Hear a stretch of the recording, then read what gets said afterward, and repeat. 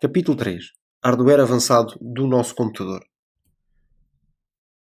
Vamos começar por falar sobre o arranque do computador. Portanto, todo o hardware do nosso computador está ligado à motherboard. E a motherboard, que é, digamos que, a placa principal do nosso computador, tem um chip que contém um pequeno programa, portanto, um pequeno software que controla o seu funcionamento, onde nós podemos ter acesso para configurar os dispositivos da nossa motherboard, assim como podemos remover ou acrescentar determinadas funcionalidades. E vamos agora falar um pouco sobre este chip. Nas motherboards antigas, este chip dava pelo nome de BIOS. E BIOS significa Basic Input Output System. Nas motherboards mais modernas, esse BIOS que tinha uma interface muito rudimentar, que era controlada apenas pelo teclado ou por um conjunto, pelo teclado direcional ou por um conjunto de teclas perfeitamente definidas e com um conjunto muito limitado de funcionalidades, hoje foi substituído pela UEFI. Qual é que é a principal vantagem da UEFI em relação ao BIOS? É principalmente o conjunto de funcionalidades, não só com um interface gráfico muito mais simples de configurar e de visualizar, também um conjunto de outputs muito mais interessantes e que nos permitem perceber, por exemplo, o funcionamento das ventoinhas, a temperatura, as temperaturas da motherboard, do processador, são mostrados, por exemplo, através de gráficos que nos permitem logo perceber se a temperatura está a chegar próximo ou não do limite seguro de temperatura de funcionamento, entre outras funcionalidades, nomeadamente funcionalidades de segurança que vamos abordar também aqui ao longo do capítulo. Vamos começar por ver um vídeo que nos apresenta este UEFI. Heard about the Unified Extensible Firmware Interface? Maybe not, but I bet you have heard of a UEFI BIOS. Well, UEFI stands for Unified Extensible Firmware Interface. We're going to kick it off here and investigate the UEFI BIOS. I'll do the investigating and you'll get the tour. Let's begin. So, my computer here has just booted into the UEFI BIOS. Every computer is a little bit different and may require different keystrokes in order to access the BIOS. For example, my computer required me to press the delete key after I first turned it on. So here we are. This is a real BIOS, not a simulated BIOS. In the top left corner, you can see my motherboard's model number, awesome, and my CPU temperature. Right below that, you can even see my motherboard temperature. In the middle here, we can actually see our system time and date. Right below that, we can see the current firmware of my UEFI BIOS. What I really enjoy, though, is in the top right corner of the screen where you see these listed items here in the top. Here you can view my current CPU, which has 4 CPU cores and 6 GPU cores. You can view the operating frequency for both my CPU and my RAM. You can also see the total size of the RAM that I have installed in my system.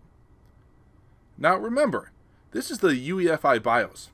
What that means is I have a graphical user interface that includes keyboard and mouse support. This is very different from what we've seen with legacy BIOS. To further demonstrate this, look at this horizontal bar right below my system time and date and my CPU and RAM. From left to right, this is my boot order of my computer. What's even more awesome is the fact that I can drag and drop these items anywhere. We will focus on configuration of this, though, in another video. So let's take a quick look inside the UEFI BIOS. Let's start by investigating the left side of the screen.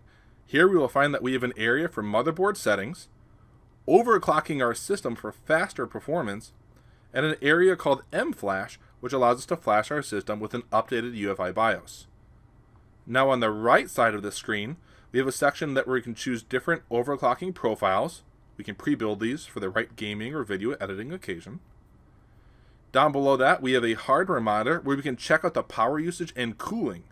We can even have customized fan speeds and even view graphs here. And lastly, we can visit the Board Explorer. The Board Explorer is awesome because this allows us to have a beautiful and interactive view of what's actually attached to our motherboard. So it's time for the deeper look. So first, we'll head over to Settings. In Settings, we can look at System Settings, which I can either click on with a mouse or click the Enter key. And inside of here, we see time and date, as well as in text what's connected to my motherboard and the firmware version. We next are going to have the advanced area. In the advanced area, we can do a lot of fine-tuning and control of both the peripherals and the power settings of our motherboard. Another item we can customize is going to be the boot settings. So I'll head back out and go to boot. This is extremely important. This allows us to customize the boot order of our system, both using device preference and security settings known as secure boot. We'll take a look at that later on. If we go into the security settings though, we can take a look here and see that we have the ability to set an administrator password. This will prevent other people from accessing and modifying our UEFI BIOS settings. Now let's get out of this settings area and let's go all the way over and see overclock.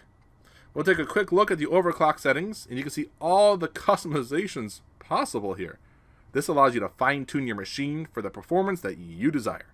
But this may cause some extra wear and tear in your system due to increased heat. Next, we will have the M-Flash section.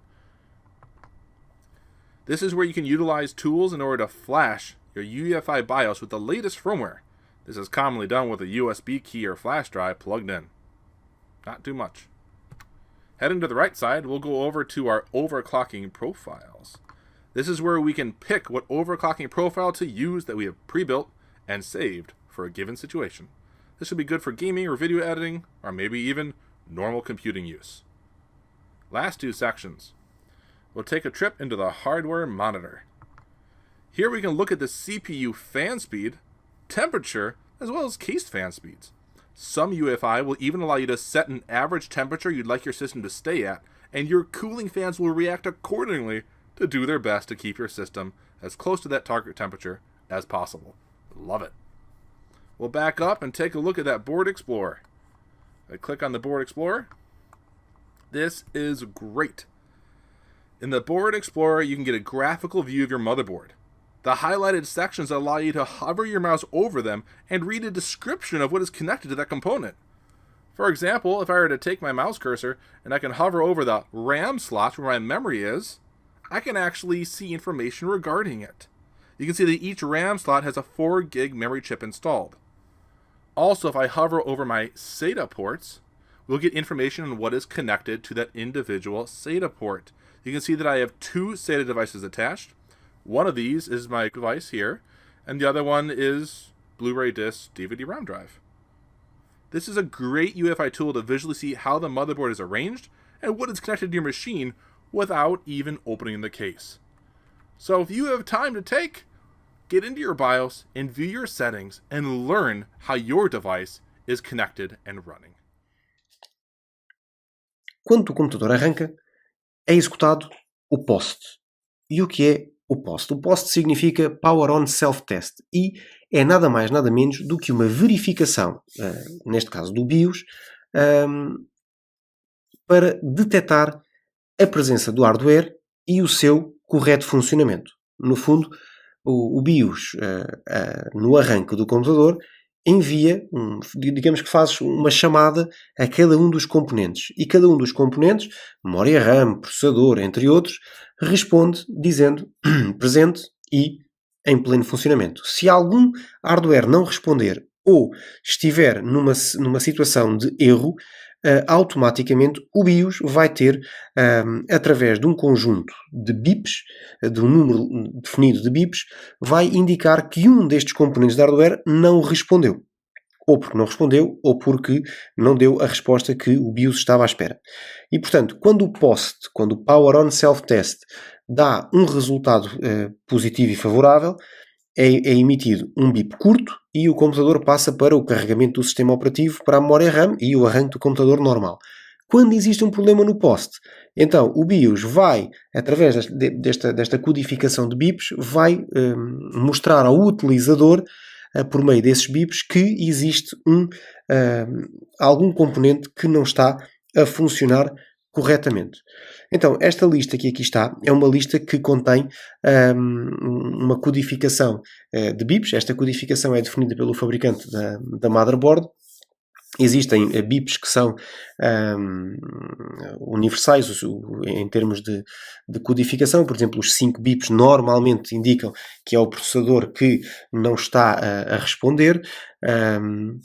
Entre outros que também costumam ser muito comuns, ou costumam ser assim um pouco mais universais. Mas este dos 5 bips é sem dúvida nenhuma um dos que são mais utilizados ou que são mais comuns entre fabricantes de motherboard. Onde é que vocês conseguem ter acesso a esta informação? Normalmente no manual da motherboard ou no site do fabricante da motherboard, também costuma ter estas indicações. Ora bem, agora falando aqui um pouco sobre o BIOS. Então, o que é isto do BIOS? Portanto, o BIOS é um chip altamente necessário para a motherboard, porque é um chip que nós não temos acesso a ele em termos da sua gravação. Portanto, é um chip que é gravado durante o processo de fabrico e basicamente o que é que ele contém? Ele contém um programa que no fundo controla todos os componentes da motherboard e algumas definições que nós podemos alterar em relação a esses componentes.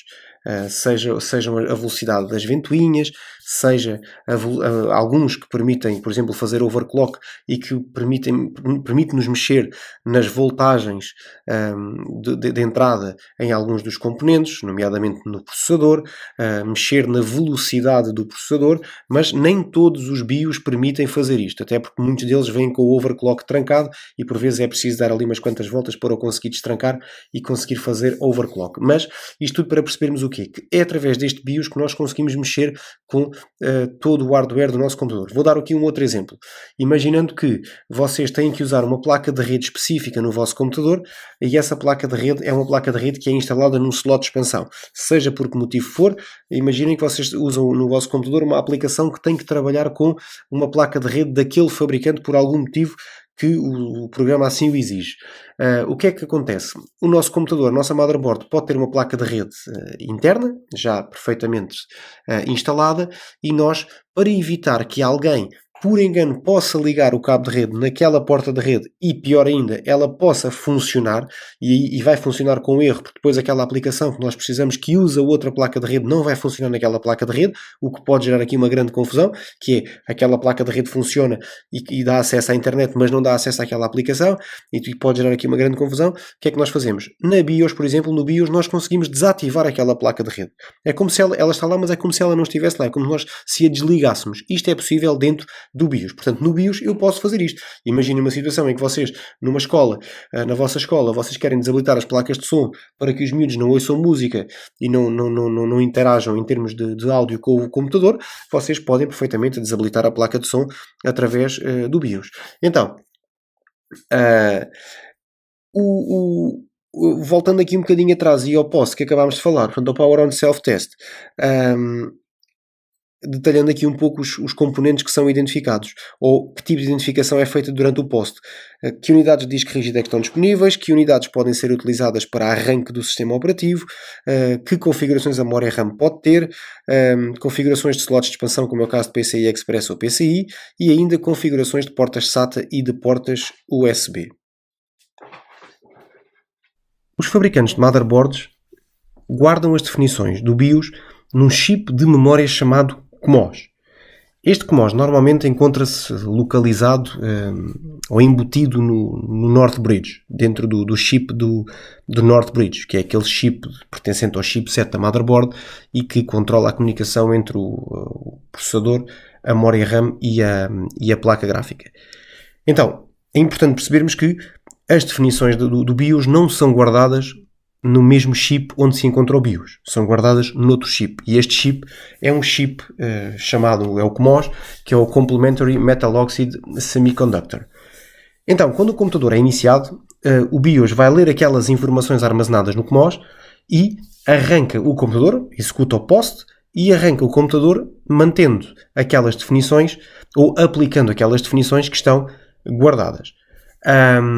Como é que estas informações são mantidas no nosso computador, mesmo quando nós o desligamos da corrente? Através do que nós temos aqui nesta imagem, que é através de uma pilha.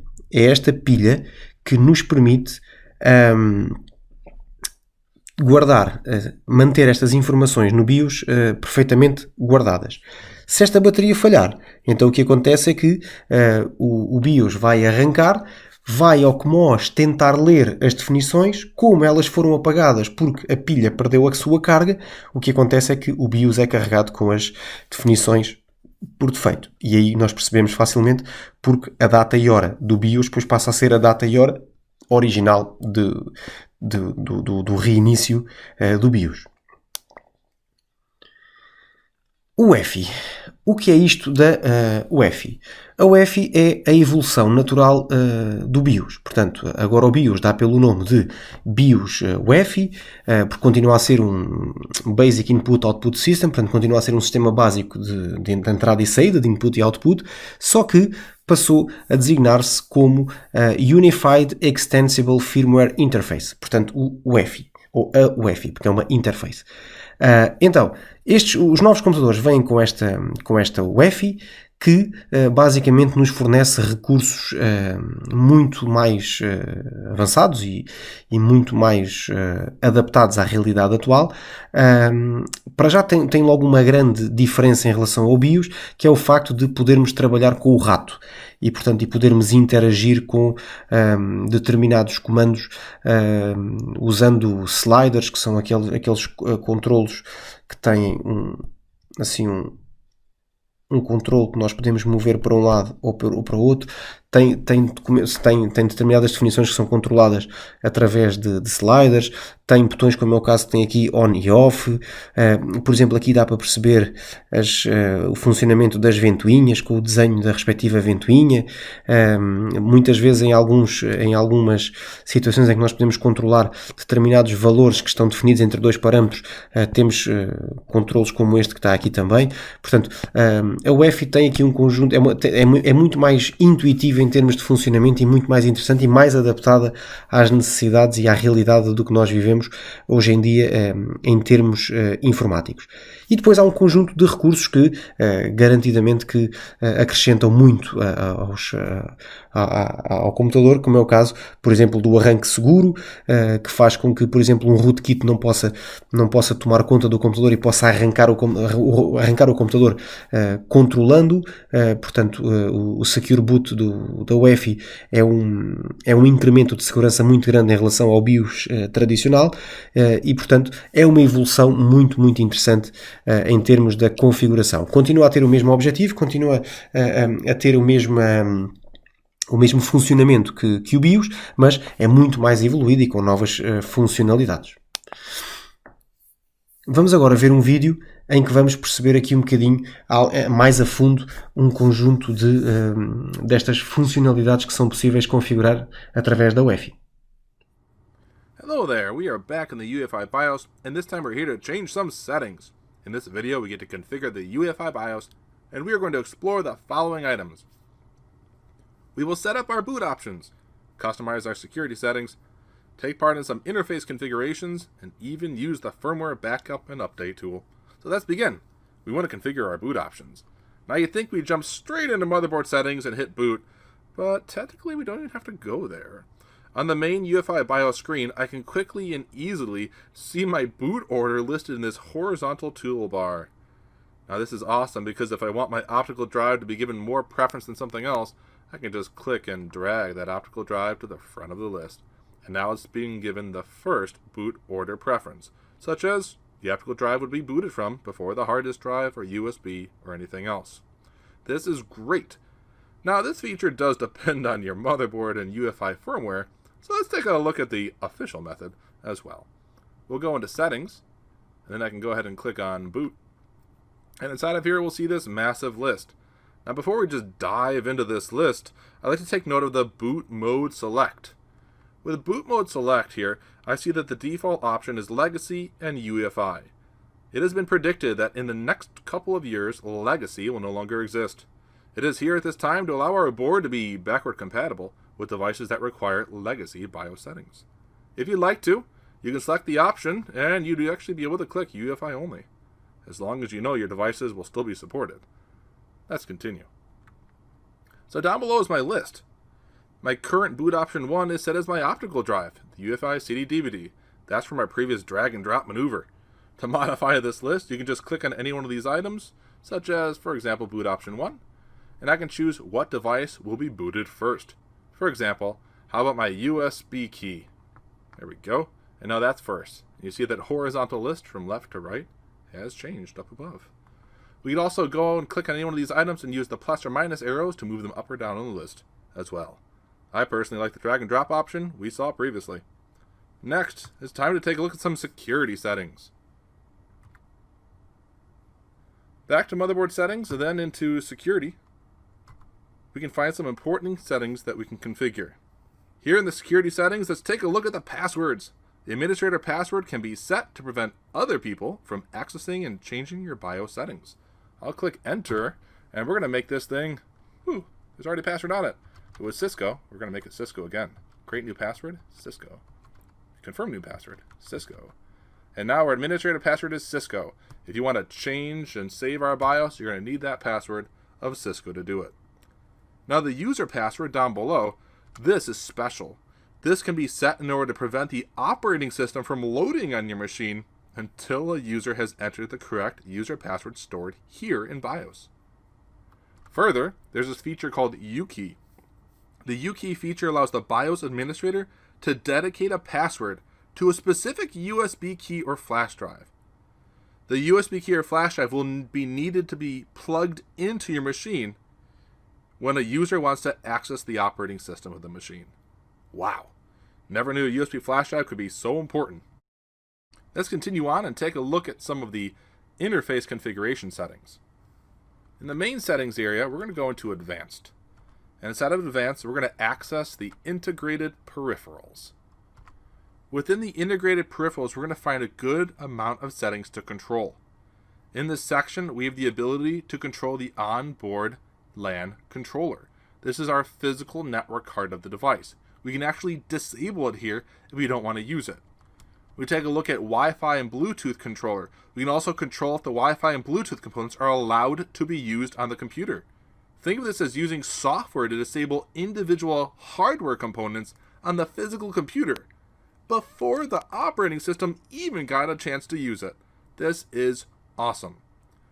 We can even make changes to how the SATA hard drives are going to be viewed. For example, I can click enter on SATA mode. We can have these SATA hard drives in the legacy IDE mode, current AHCI mode, or even by utilizing RAID. On top of all that, down below, we can customize that the SATA connections are allowed to be hot swappable as well. Let's back up a little bit and take a look at some USB configuration. In settings, advanced, USB configs, we want to take a look here and see that we can actually control both legacy USB support as well as disabling or enabling the USB controller itself. With this coming into mind, I want you to imagine this machine being in a high risk or high profile environment, and you have to be the IT professional that is concerned about people bringing in external USB flash drives. Problem identified and problem solved. Let's take a step back. Now what we want to take a look at is our Windows configuration.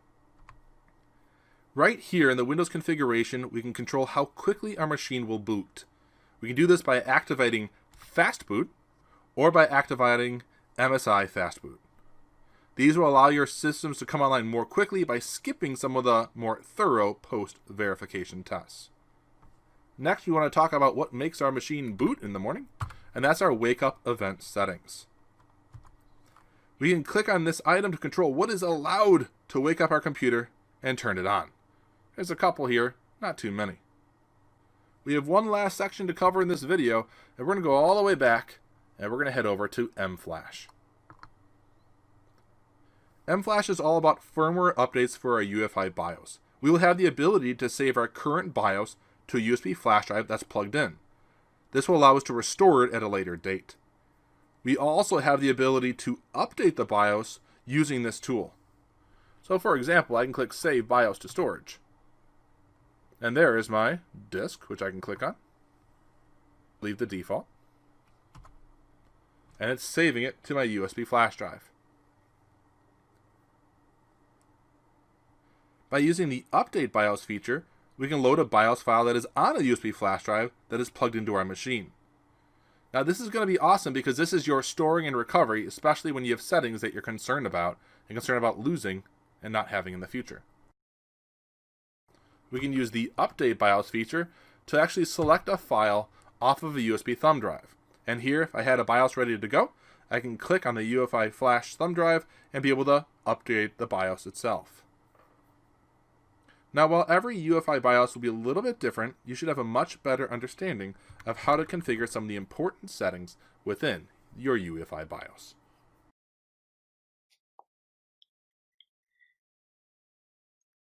Ora bem, em termos de segurança, o BIOS e a UEFI fornecem aqui um conjunto de recursos de segurança. O que é que acontece? Acontece, por exemplo, a definição de passwords. Já no BIOS nós podíamos defini-las, na UEFI também podemos, e basicamente através de passwords nós conseguimos definir diferentes níveis de acesso ao BIOS ou à UEFI, conforme seja um ou seja o outro. A encriptação também, portanto a encriptação já existia no BIOS, também existe na UEFI e que permite que nós possamos criar uma forma de prevenção ou de roubo, para o roubo de dados. Portanto, conseguimos encriptar as nossas unidades de forma a que só o nosso computador é que consegue depois ter a chave de desencriptação, ou pelo menos se alguém quiser ter acesso aos nossos dados vai ter que trabalhar ali um bocadinho mais e nem sempre é fácil desencriptar. Depois, um recurso que também existiu no BIOS, também existe na UEFI, que é o LoJack, que é um recurso que permite, à semelhança do que acontece nos telefones, nos smartphones, que nós podemos localizar um smartphone ou um tablet. O LoJack é uma funcionalidade semelhante, portanto permite localizar, bloquear e eliminar um dispositivo remotamente, quando este se ligar à internet. Depois existe também o Trusted Platform Module TPM, que basicamente é um chip que guarda toda a parte relacionada com chaves de encriptação, certificados, passwords e alguns dados. Portanto, existem algumas aplicações e alguns sistemas operativos que conseguem trabalhar com o módulo TPM para que as chaves de encriptação e algumas passwords e alguns certificados possam ser guardados fora do disco. E depois o mecanismo de Secure Boot que a UEFI veio trazer e que permite que, por exemplo, o computador só arranque por um sistema operativo que a UEFI considere confiável. E aí isto é feito através de um conjunto de chaves de segurança e a prevenção de ataques de malware ganha aqui um novo aliado logo a partir do arranque da máquina. É um chip que também é passível de ser atualizado, portanto nós podemos atualizar o BIOS. No caso, os BIOS originais, quando tinham algum problema, não tinham forma de ser reinstalados, a não ser que se substituísse o chip quando era possível. Portanto, quando o chip não estava soldado, quando era possível removê-lo, era possível trocá-lo, mas não era possível alterá-lo, porque ele era um chip de ROM e esse chip de ROM era gravado, a gravação era feita em fábrica e não dava para ser alterado. Os chips mais modernos são feitos portanto, são do tipo EEPROM, que são os Electronically Erasable Programmable Read-Only Memory, ou seja, que é uma memória programável apenas de leitura e que pode ser apagada eletronicamente, o que faz com que nós possamos substituir ou fazer alterações ao BIOS. Quando nós fazemos alterações ao BIOS, ou seja, quando alteramos o BIOS, instalamos uma nova versão ou uma versão que corrige alguns erros, a isto chamamos fazer um flash à BIOS, que é o flashing da BIOS. Aqui o que é importante percebermos é que um flash à BIOS pode trazer melhorias em termos de desempenho, porque pode haver alguma definição que possa estar guardada na BIOS por defeito e que possa não fazer todo o hardware funcionar em pleno, e pode ser necessário fazer um flash à BIOS e instalar uma nova versão do BIOS. O que é importante percebermos é que, se tivermos esta necessidade, esta informação desta necessidade tem que provir do fabricante e portanto, tanto as instruções para fazer este flash à BIOS como depois os ficheiros que nós vamos instalar como substitutos da BIOS devem ser sempre do fabricante, com origem no fabricante e nunca num outro qualquer site, porque nós estamos a instalar um software que vai controlar a nossa máquina em termos físicos. Ora bem, energia elétrica. Vamos falar um pouco sobre energia elétrica. Há 4 unidades básicas de eletricidade que nós temos que conhecer enquanto técnicos de informática. Atenção que é medida em volts e que, por definição, é a quantidade de trabalho necessário para mover uma carga de um ponto a outro. A corrente que é medida em amperes, atenção, é representada por um V. A corrente que é representada por um I é medida em amperes.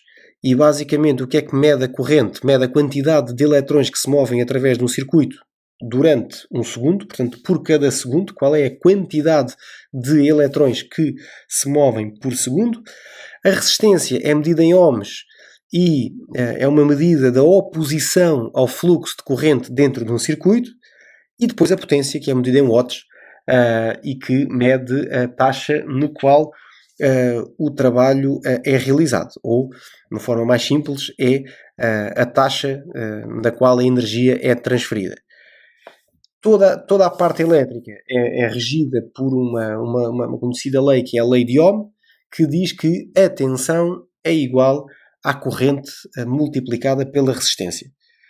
Num sistema elétrico, e usando aqui um outro conjunto de fórmulas, chegamos à equação que nos diz que a potência é igual à tensão multiplicada pela corrente. Porquê é que é importante nós conhecermos esta função? Simplesmente, ou esta equação? Simplesmente porque se nós precisarmos de fazer cálculos de potências de fontes de alimentação para a dimensionar corretamente em relação ao hardware que nós colocamos dentro, lendo as especificações do hardware, nós vamos perceber que corrente e que tensão é que elas necessitam, que corrente é que elas vão receber, e a soma, portanto, a multiplicação de um pelo outro vai dar a potência que cada placa de circuitos vai necessitar. A soma das potências vai nos dar a potência mínima que a nossa fonte de alimentação tem que ter para conseguir suportar todo o hardware.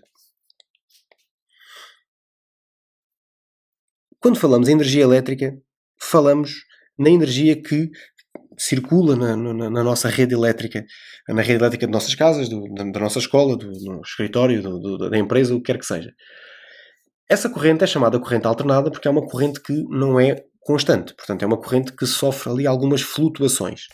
Estas flutuações, portanto estes aumentos ou diminuições podem, em determinados momentos, causarem algum tipo de constrangimento aos equipamentos que estão ligados, nomeadamente aos computadores, que é disto que nós aqui tratamos, e portanto sempre que há um abaixamento drástico da corrente elétrica na rede, existe a probabilidade dos computadores se desligarem e como esse abaixamento pode ser momentâneo, portanto, a corrente não é certa, mas pode haver um abaixamento repentino, e o que acontece é que neste abaixamento os computadores desligaram-se e depois voltaram a ligar-se porque a corrente voltou logo de seguida.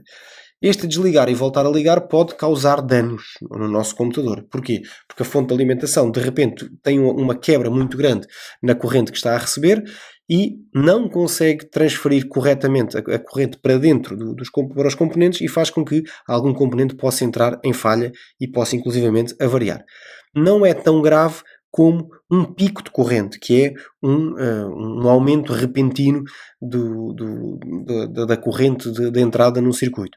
E aí sim, e por vezes acontece, quando há trovoadas ou quando há uma quebra de corrente e depois regressa à corrente, há ali um pico numa fase inicial muito grande e pode fazer com que alguns componentes possam queimar a sua fonte de alimentação.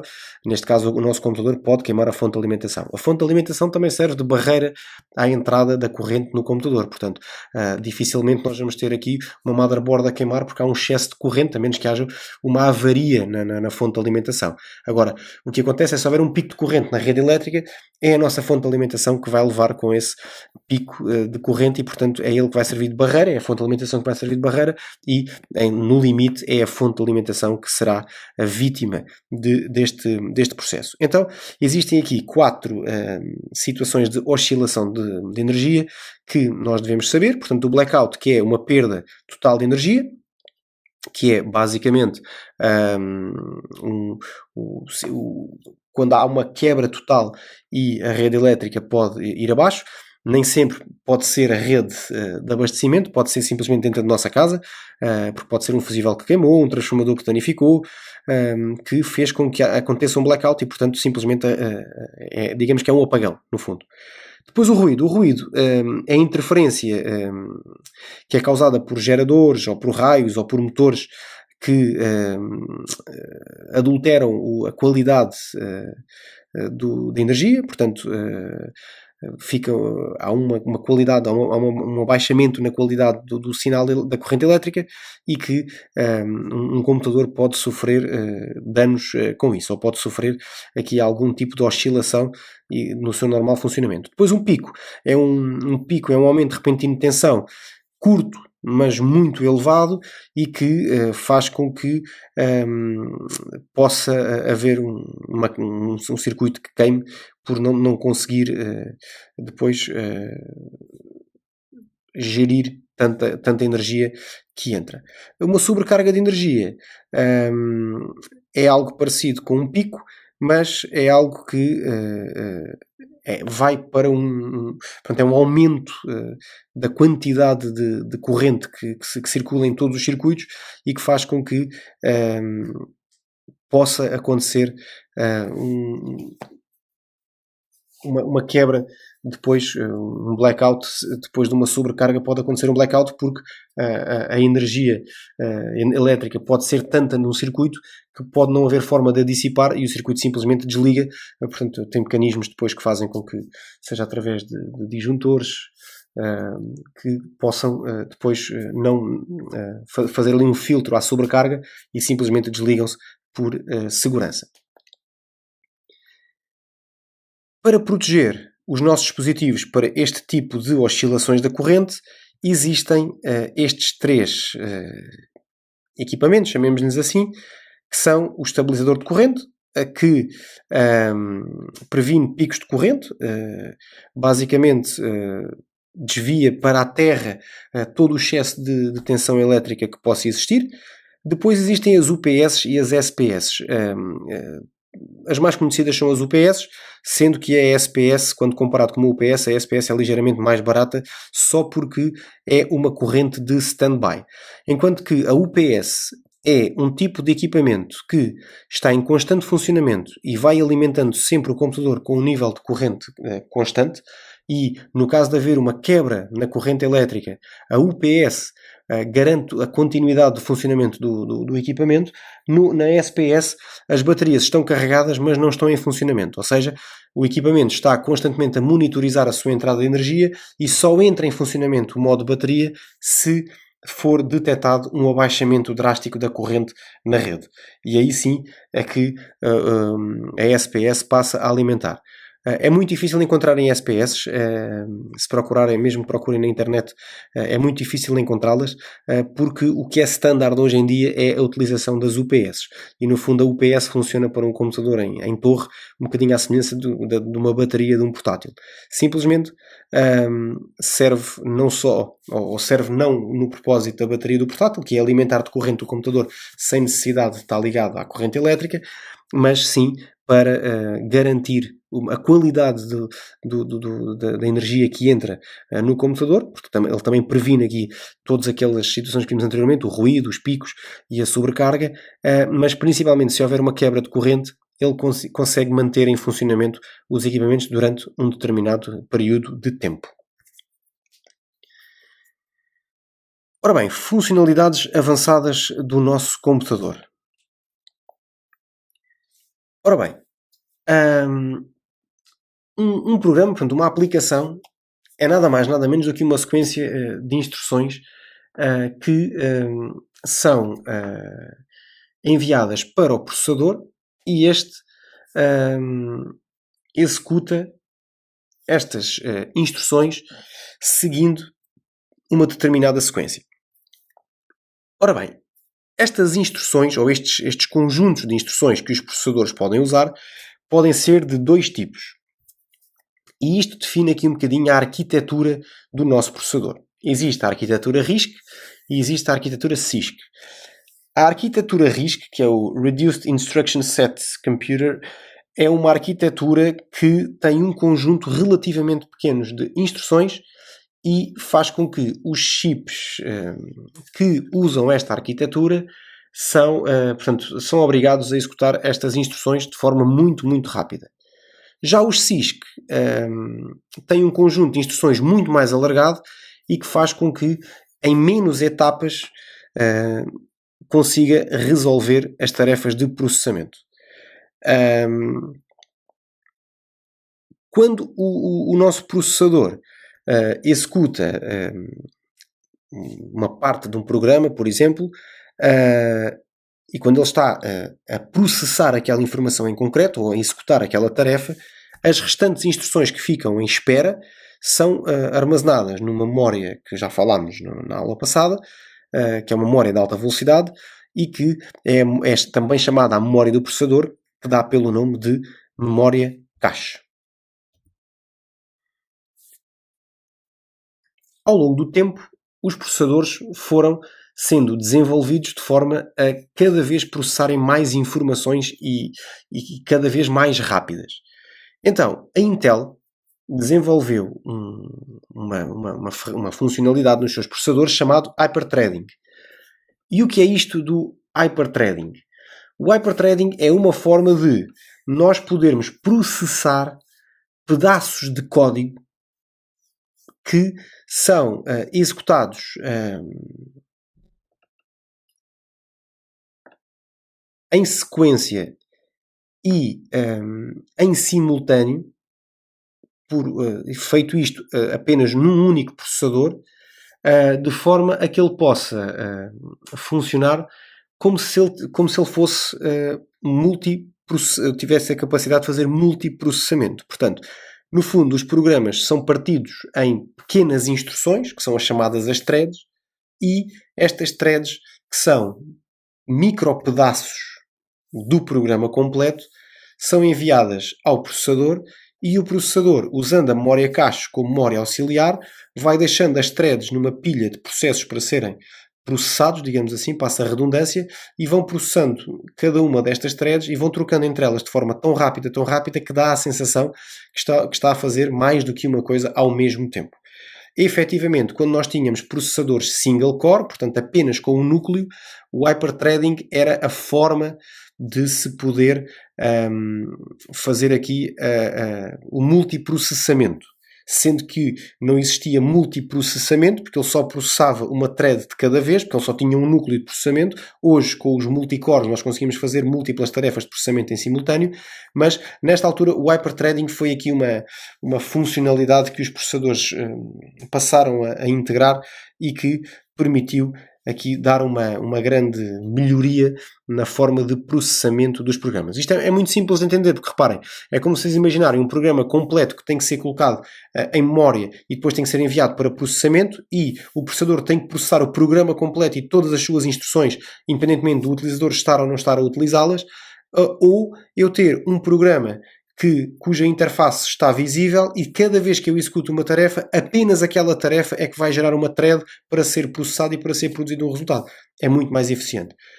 No caso da Intel, como eu disse, este procedimento ou esta função chama-se o hyperthreading. Nos processadores da AMD é chamado do hypertransport, e que também aumentam o desempenho do processador. O hypertransport é uma ligação de alta velocidade entre o processador e o Northbridge para que esta troca de threads possa ser mais rápida. Ora bem, a capacidade de um processador é medida em função daquilo que nós chamamos a velocidade de processamento. Esta velocidade é medida em ciclos de processamento por segundo. por exemplo, os megahertz e os gigahertz, em que megahertz significa milhões de ciclos por segundo e os gigahertz significam bilhões de ciclos por segundo. Portanto, quando nós falamos em 2.5 gigahertz, significa que estamos a falar de 2 bilhões e meio de ciclos de processamento por segundo. E, portanto, significa que é uma capacidade de processamento absolutamente extraordinária. A quantidade de dados que um processador pode processar de cada vez, isto vai depender de uma característica que as motherboards têm, que é o front-side bus, que é precisamente a quantidade de dados que o processador consegue processar e consegue, neste caso, receber de cada vez para poder processar. Ora bem, os processadores vêm com uma velocidade definida de fábrica, não é a sua velocidade limite, portanto os processadores conseguem funcionar a uma velocidade superior àquela que estão definidos pelo fabricante, simplesmente àquela velocidade definida pelo fabricante o processador é estável, não sobreaquece e mantém o seu padrão de funcionamento inalterado. Quando nós queremos mexer com a velocidade do nosso processador, e esta velocidade pode ser aumentada ou pode ser diminuída, e nós podemos fazer isso através do BIOS ou do UEFI, nós podemos aumentar ou diminuir esta velocidade. Podemos fazer aquilo que nós chamamos de overclock, que é aumentar a velocidade do processador, e os processadores suportam velocidades superiores àquelas que vêm definidas de fábrica, não suportam esse aumento de velocidade sem serem compensados, por exemplo, em sistemas de arrefecimento, porque ele vai aquecer muito mais, e também podemos diminuir a velocidade para que o processador fique mais frio e que possa gastar menos energia, por exemplo, e ser mais eficiente. E aí nós chamamos o underclocking ou o downclocking. Portanto, overclock é o aumentar da velocidade do processador e o underclock ou downclock é diminuir essa velocidade. Uma outra característica que os processadores também têm e que é um recurso que é compatível com processadores, sejam eles Intel ou AMD, é a virtualização do processador, em que um processador pode funcionar como se fossem múltiplos processadores através da utilização em virtualização. Portanto, quando nós virtualizamos um processador, ou quando nós aceitamos virtualizar um processador, porque em alguns BIOS ou em algumas UEFIs, a virtualização, que é representada normalmente por um VTX, normalmente é algo parecido com isto, vem um V, um T e um X, que é a virtualização, ela vem desabilitada por defeito, precisamente para que não seja possível, digamos que, dividir a operação do processador com mais nenhum sistema operativo. Nós, no arranque da máquina, acedemos ao BIOS ou acedemos à UEFI, através de uma combinação de teclas, seja ela o Delete, o F10, o F2, dependendo do fabricante, e ao entrarmos no BIOS ou na UEFI, localizamos a virtualização com a indicação do VTX, ou mesmo com a Virtualization, e basicamente temos que a tornar enable ou ativá-la. Pronto. Ao ativarmos, isto faz com que o nosso computador em execução tenha um sistema operativo, e dentro desse sistema operativo nós podemos virtualizar outros sistemas operativos, ou seja, podemos criar máquinas virtuais e dentro dessas máquinas virtuais instalar outros sistemas operativos. O que faz com que, quando nós estamos a utilizar um sistema operativo virtualizado dentro do nosso próprio sistema operativo, nós temos o nosso sistema operativo local do nosso computador a utilizar o nosso processador, mas a dividir o tempo de processador com aquele outro sistema operativo que está virtualizado dentro dele e que também utiliza o mesmo processador. E, portanto, esta é uma explicação para que a virtualização, por norma, venha desabilitada no BIOS. Mas quando nós temos computadores com grandes capacidades de processamento e com um volume de memória RAM muito grande e discos rígidos também interessantes, nós podemos facilmente virtualizar outros sistemas, seja para testes, seja para aprendizagem, seja para que necessidade for que nós tenhamos de ter um segundo computador, mas sem necessidade do computador físico. Ora bem, os processadores multicore, como eu disse há pouco, são processadores que têm 2 ou mais núcleos de processamento no mesmo chip integrado, portanto integrado no mesmo circuito. O facto de estarem dentro do mesmo chip faz com que eles tenham uma ligação muito rápida entre eles.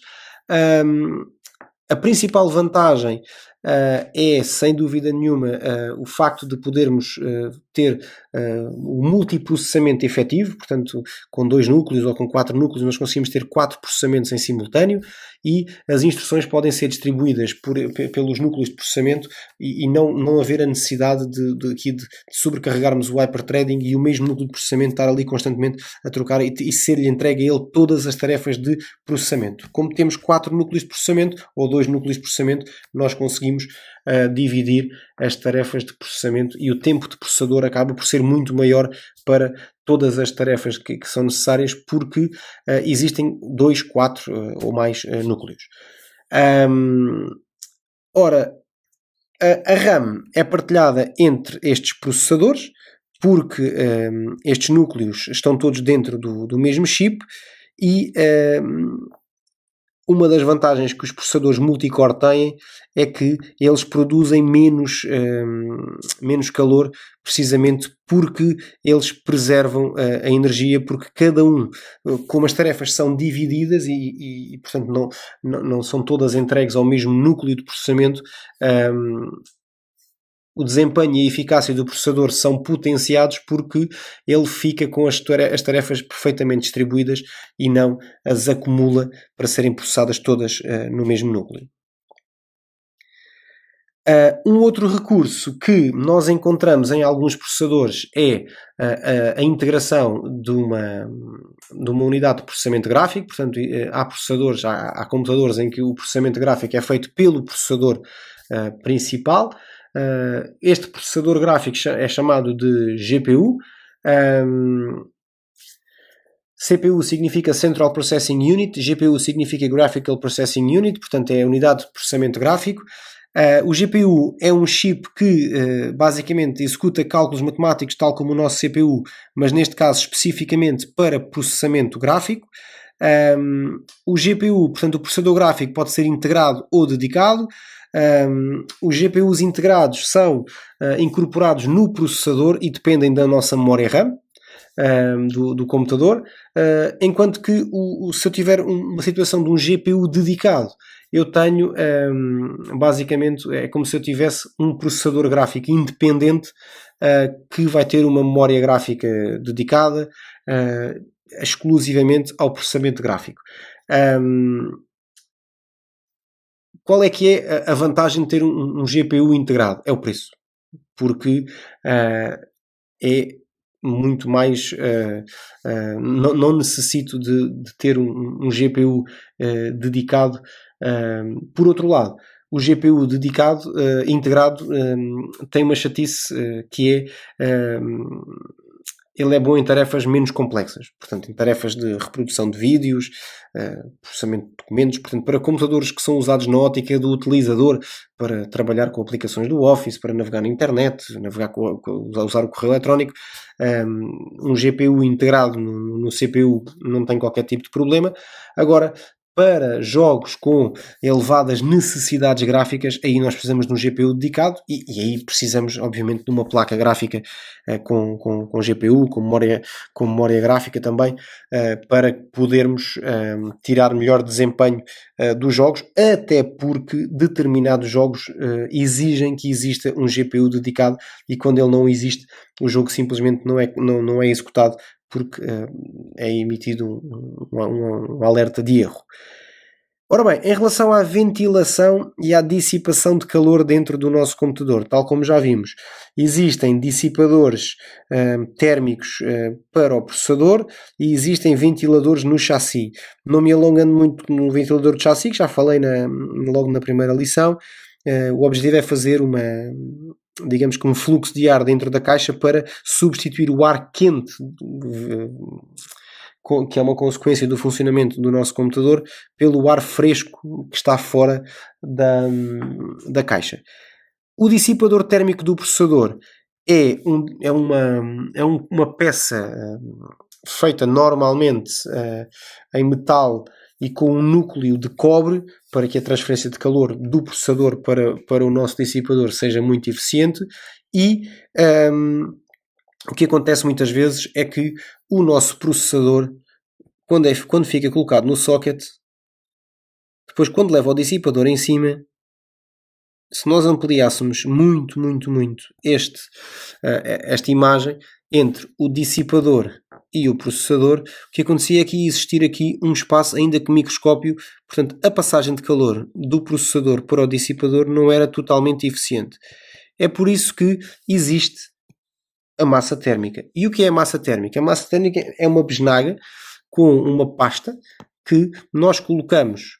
Eu vou desenhar aqui nesta ponta. Portanto, temos aqui o processador. Nós colocamos uma noz dessa pasta térmica ou dessa massa térmica no centro do processador. Essa noz não pode ser superior ao tamanho de uma ervilha. Por caso contrário, quando o dissipador, portanto, agora desenhando aqui o processador de lado, nós desenhamos aqui, colocamos aqui a noz da massa térmica. Quando o dissipador vai ser colocado para baixo, esta pasta que aqui está vai se espalhar em toda a superfície do processador. Qual é a vantagem que isto tem? A vantagem é que, se olharem aqui para este dissipador, nesta imagem aqui de baixo, ele tem aqui o núcleo de cobre. E se vocês repararem, ele está ali meio sujo. Está meio sujo porquê? Porque tinha lá massa térmica. Portanto, o que acontece é, esta noz que nós colocamos aqui em cima, ela vai ser espalhada quando o processador, portanto, quando o dissipador encostar no processador, neste sentido, e portanto o que vai fazer com que este microespaço que existe entre o processador e o dissipador vai ficar totalmente preenchido com a massa térmica. Chama-se massa térmica precisamente porque é uma massa que tem características térmicas, que promove a transferência de calor de um sítio para outro. Portanto, o processador aquece, emite calor e esse calor é transferido na totalidade para esta peça metálica com estas barbatanas, chamemos-lhe assim. Estas barbatanas são desenhadas para ajudarem a dissipar o calor e depois acoplada a estas barbatanas e a esta peça é colocado este ventilador que está aqui, que aqui está virado para baixo, que faz com que todo o calor que é gerado aqui neste componente, vindo do processador que estava aqui por baixo, é dissipado pelo ventilador associado a este dissipador. E depois as ventoinhas do chassi, portanto o ventilador do chassi, ajuda também a libertar para o exterior esse excesso de calor.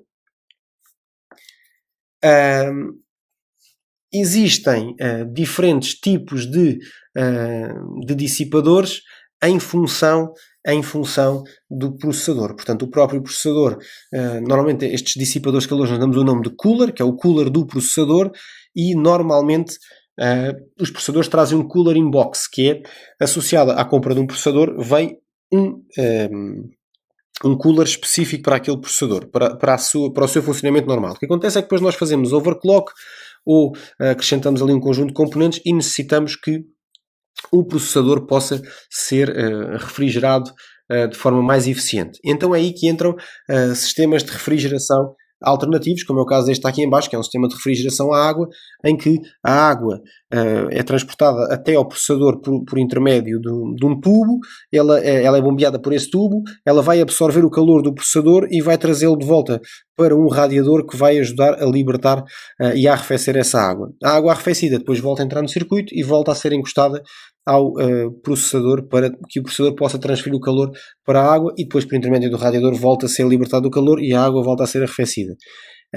Tal como este, depois há sistemas, quem é entusiasta de hardware conhece com toda a certeza, sistemas desde motores de frigoríficos para fazer gelo, sei lá, azoto, há tantas formas de fazer arrefecimento de processadores, inclusive há N competições para ver quem é que consegue fazer os melhores overclocks, portanto pôr os processadores a trabalhar a velocidades altíssimas, com níveis de aquecimento brutais e depois com sistemas de arrefecimento para compensar esse sobreaquecimento.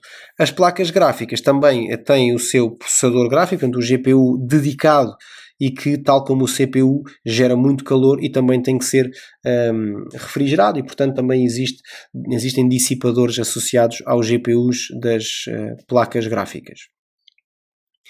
Vamos entrar agora num conceito mais específico dentro da parte do armazenamento de dados no nosso disco rígido. Então, o que acontece é, habitualmente, nos computadores de uso doméstico e para serem usados na ótica do utilizador, nós temos apenas um disco rígido, ou temos mais do que um disco, ou temos um disco partido em partições, mas não temos propriamente grandes necessidades de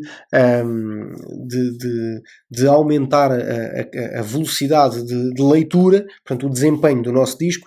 O desempenho que o nosso disco tem chega-nos perfeitamente para o tipo de tarefas que nós fazemos e nós também não necessitamos quer dizer, de segurança necessitamos sempre, mas não temos uma necessidade de redundância de dados, ou seja, ter os dados protegidos de forma a que, se houver uma perda de dados, nós conseguimos repor esses dados que foram perdidos. Não temos essa necessidade no nosso computador pessoal. Mas em determinados sistemas informáticos, como é o caso, por exemplo, de servidores, de computadores que albergam gigantescas bases de dados altamente sensíveis, a situação já não acontece da mesma forma. Portanto, nós podemos ter a necessidade de ter aqui podemos ter uma necessidade de melhorar o desempenho de, por exemplo, gravação ou de leitura de dados, por exemplo. Podemos ter aqui uma necessidade de criar redundância para garantir que, no caso de uma falha, eu consigo repor os dados que foram perdidos. E isto consegue-se fazer através de um mecanismo chamado de RAID. RAID significa Redundant Array of Independent Disks. Já vamos ver o que é que isto significa. Então é assim, quando falamos em RAID, nós falamos essencialmente em 3 coisas que são muito importantes no RAID, que é a paridade, que é usada para a detecção ou para a falha de dados e a reposição desses dados quando há essa perda. A segmentação permite que eu consiga gravar, por exemplo, os dados espalhados por mais do que um disco, o que me dá um desempenho, uma performance de gravação brutal, porque em vez de estar a gravar os dados por inteiro num só disco, eu consigo estar a gravar aqueles dados dividindo por 2 discos, uma parte num lado, outra parte no outro. Portanto, estou a gravar os dados ao dobro da velocidade que gravaria num só disco. E o espelhamento dos dados, que é a forma de eu poder armazenar os dados em duplicado. E isto é feito através desta tecnologia do RAID. Nós não vamos fazer configurações de RAID neste curso, é só para vocês ficarem a conhecer aqui um bocadinho o que é isto do RAID. E vamos ver os níveis de RAID que nós usamos mais.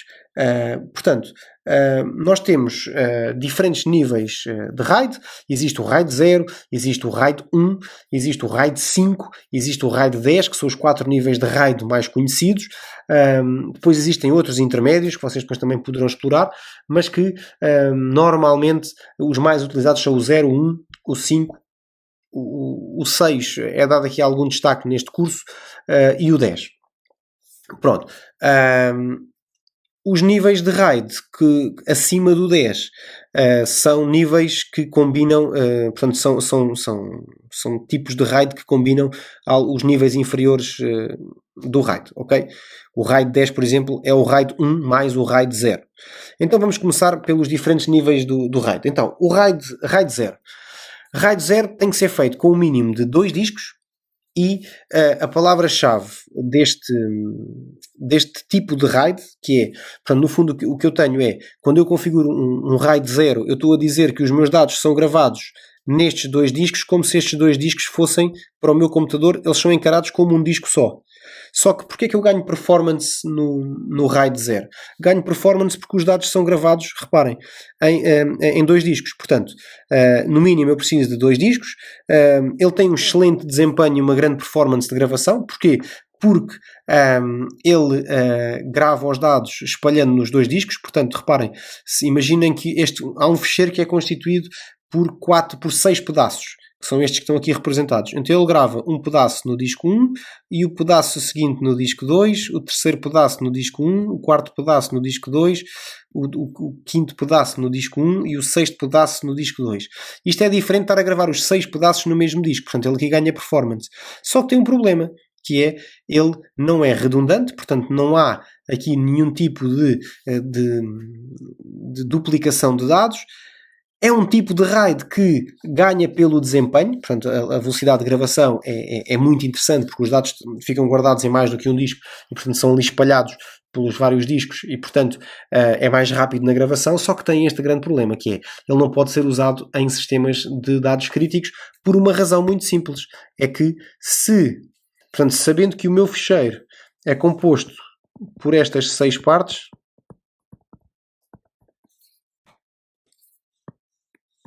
o que acontece é que se um disco morrer, significa que há aqui um conjunto de dados que tornam o meu fecheiro perfeitamente elegível. E, portanto, por isso é que não se deve usar RAID 0 em sistemas de dados críticos.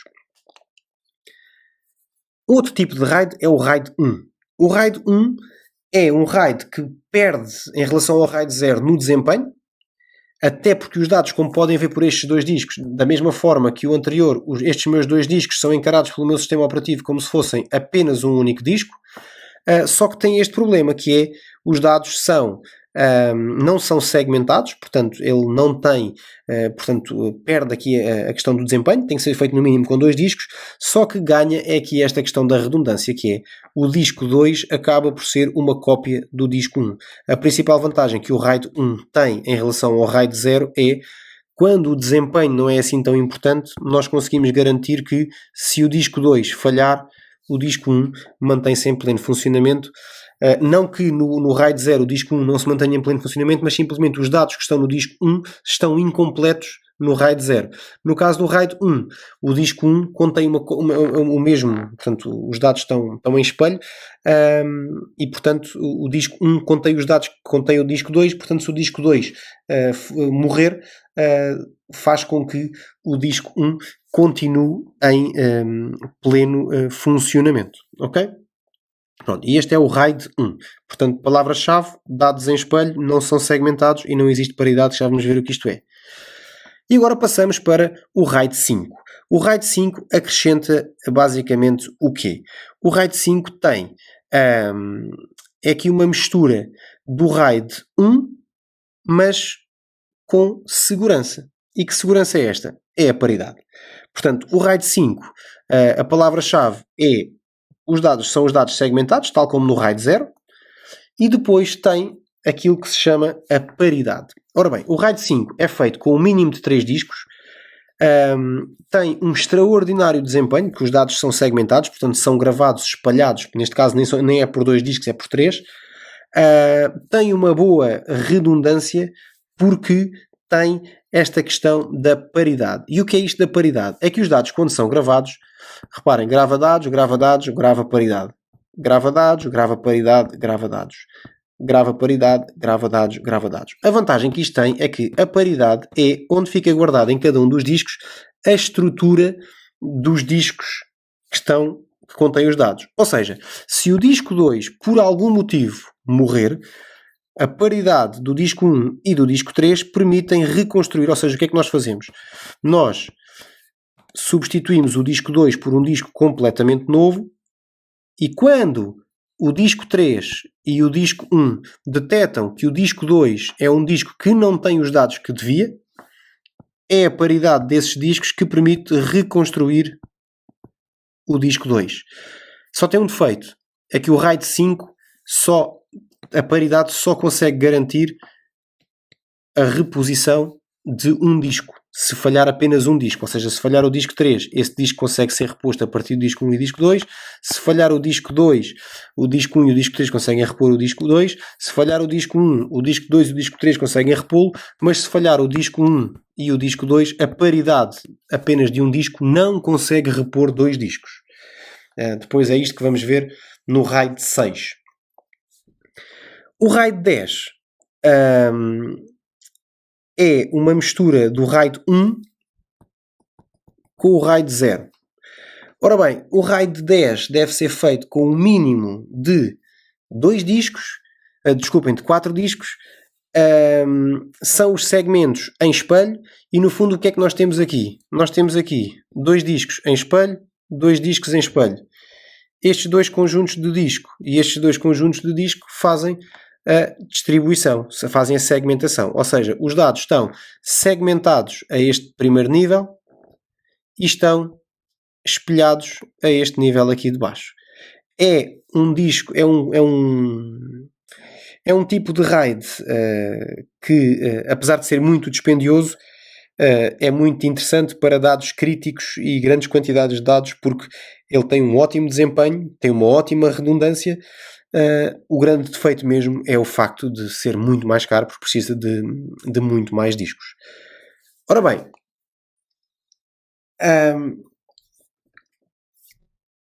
antes de avançarmos, eu vou deixar-vos com uns vídeos que vão ser muito interessantes para vocês ficarem a perceber melhor esta questão do RAID.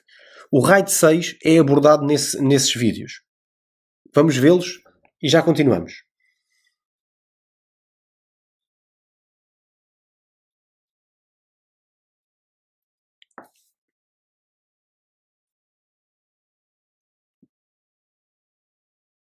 Os vídeos que acabaram de ver são muito interessantes e eles pertencem a um canal do YouTube que é o PowerCert, que ele é muito interessante porque permite, com aquele tipo de animação, entender muito bem determinados conceitos.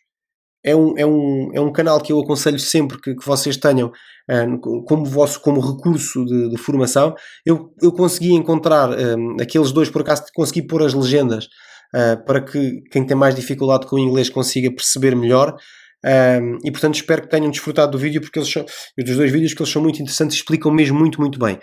Aconselho-vos a ver os vídeos sobre hardware que eles têm, de memórias RAM, processadores, motherboards, placas gráficas, e explicam de forma muito detalhada e dizem aquilo que é o essencial saber.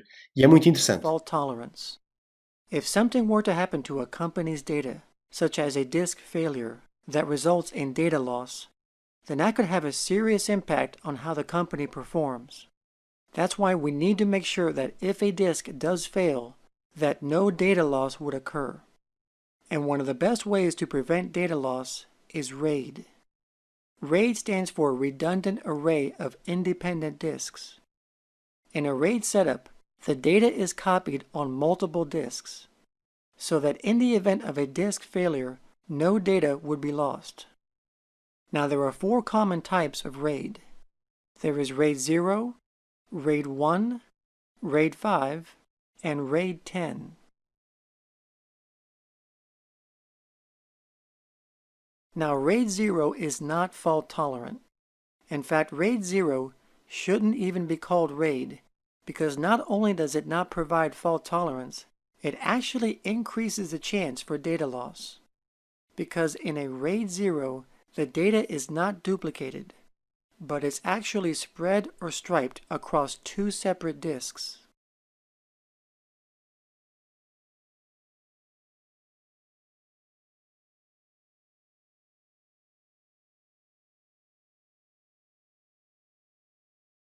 So if just one of these disks fails, or if you decide to destroy it yourself with a hammer, then all the data would be lost. So the only reason why you would want to use RAID 0 is speed, because when you have 2 disk controllers working instead of 1, then accessing data is much faster. Now RAID 1 is fault tolerant. In a RAID 1 setup, the data is copied on more than 1 disk. So disk 2 would have the exact same copy of the data as disk 1. So in the event of a single disk failure, such as getting destroyed by a laser beam, then no data loss would happen, because the other disk would have a duplicate copy.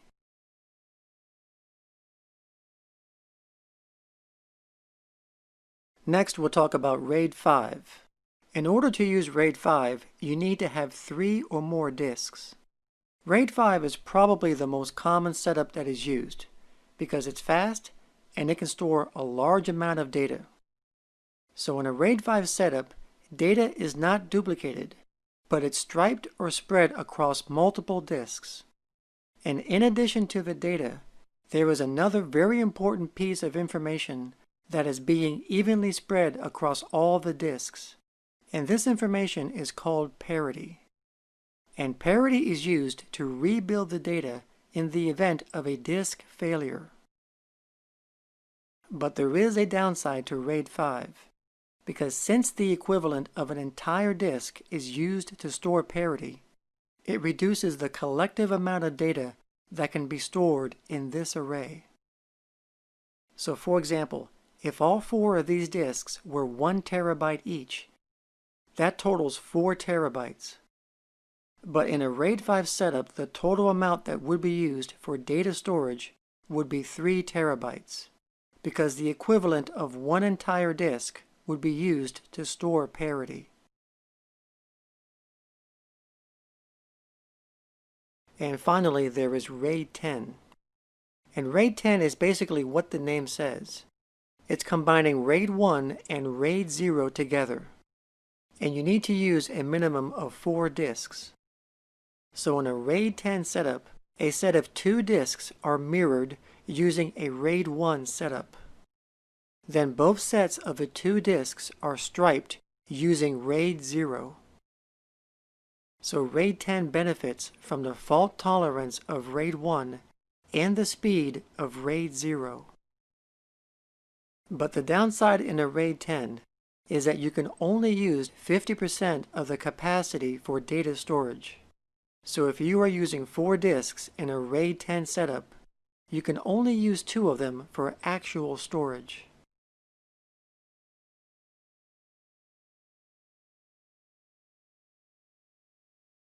In this video, we're going to talk about RAID 5 and RAID 6.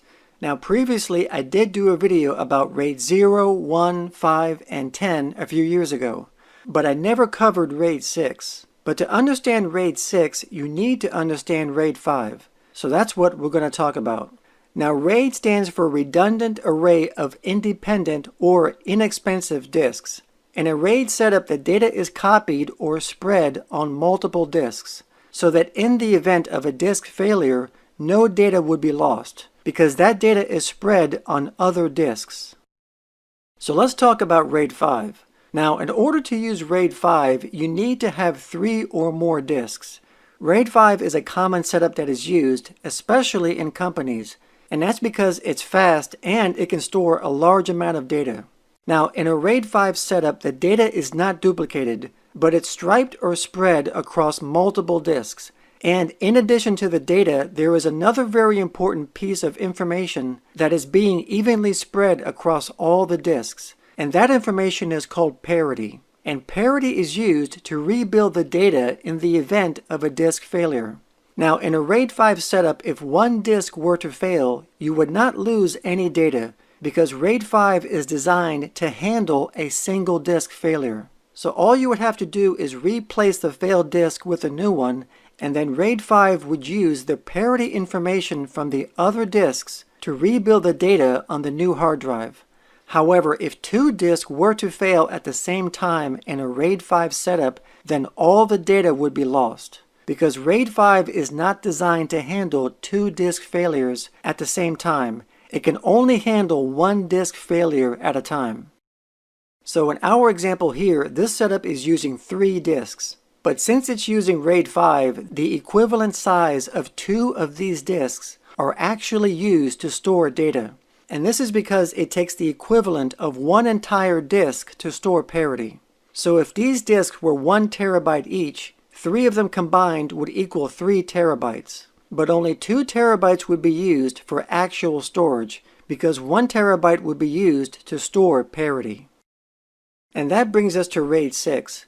Now, in order to use RAID 6, you need to have 4 or more disks. Now, RAID 6 is just like RAID 5, where the data is striped across all the disks, and parity is also spread on all the disks. But the difference is, in RAID 6, parity is spread twice on all the disks. And the reason for this double parity is so that it can handle 2 disk failures at the same time.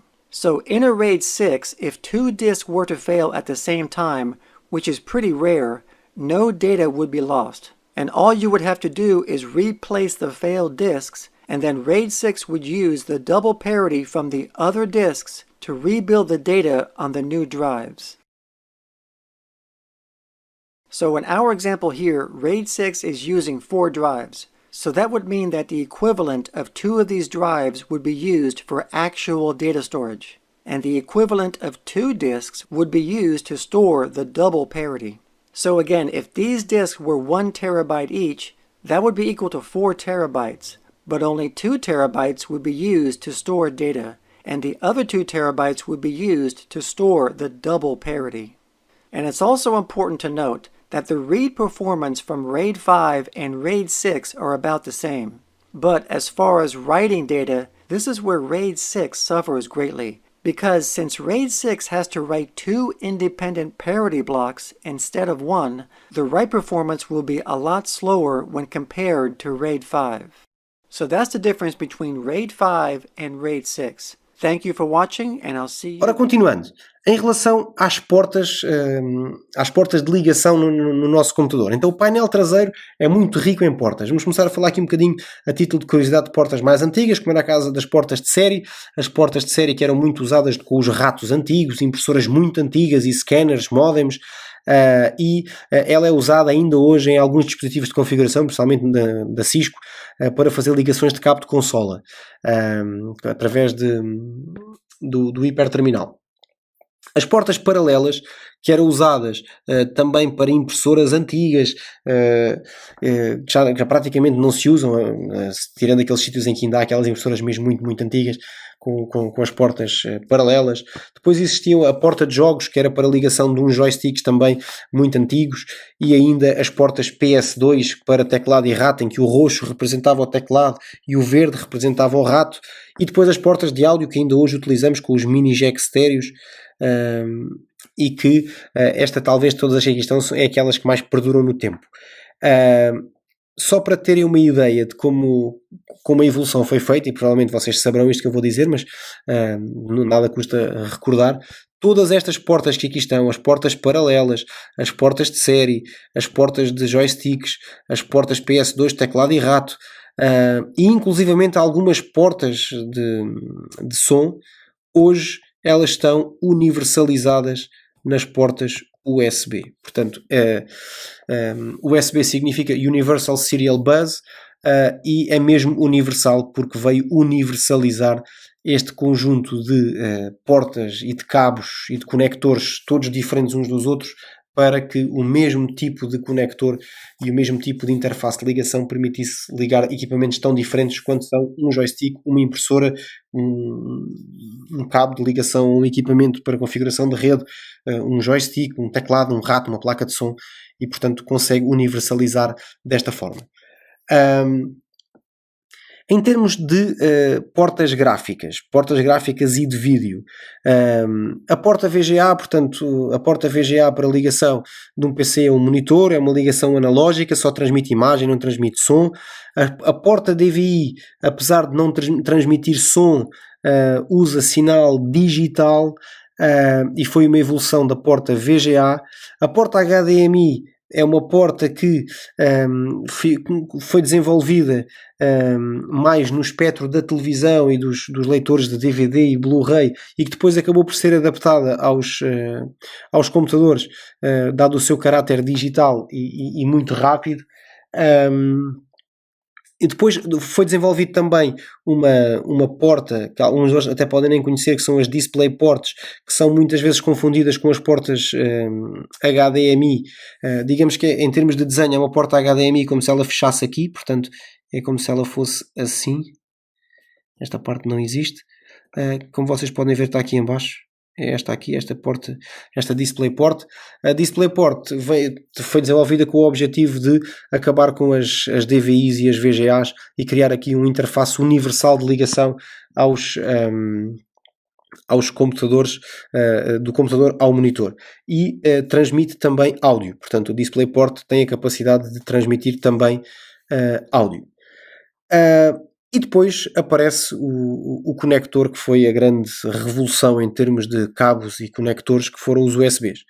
Os USBs são de diferentes tipos e usam diferentes padrões, portanto o USB 1, USB 2, USB 3, atualmente vamos no USB 3.2, portanto o que difere entre eles, tirando os conectores, é mesmo a velocidade a que eles conseguem trafegar dados. Portanto, depois o tipo de conector está também relacionado com o tipo de equipamento em que se pode ligar. Por exemplo, o USB do tipo A é o USB mais universal e que é usado em praticamente todo o tipo de dispositivos informáticos e não informáticos, mas que têm periféricos. Depois o mini USB, que foi substituído pelo micro USB, que é usado em discos rígidos, é usado em algum tipo de dispositivo